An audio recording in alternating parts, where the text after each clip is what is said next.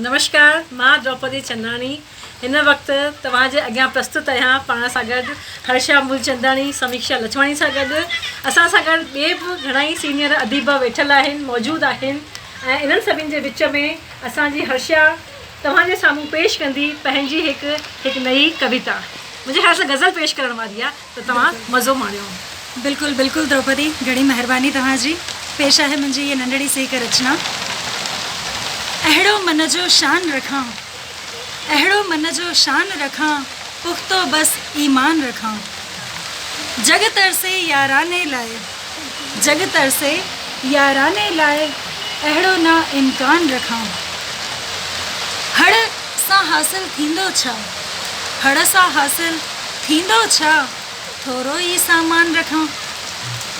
शैतान लॻे थी दुनिया, शैतान लॻे थी दुनिया, शैतान लॻे थी दुनिया, ख़ुदि खे बसि इंसान रखां।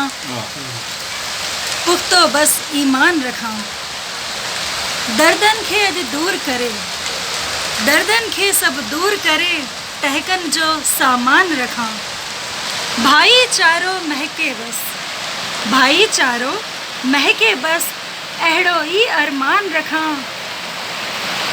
महफ़िल सां दिलि शाद रहे, अॼु हेॾी सुठी असांजी सभिनी जी महफ़िल ॼमी आहे। महफ़िल सां दिलि शाद रहे, अहिड़ो को दालान रखां।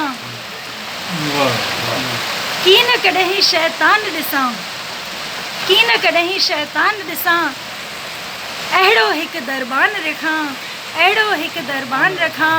पुख़्तो बसि ईमान रखां, अहिड़ो मन जो शान रखां, पुख़्तो बसि ईमान रखां। वाह वाह वाह वाह, तुंहिंजे दालान ते अचो।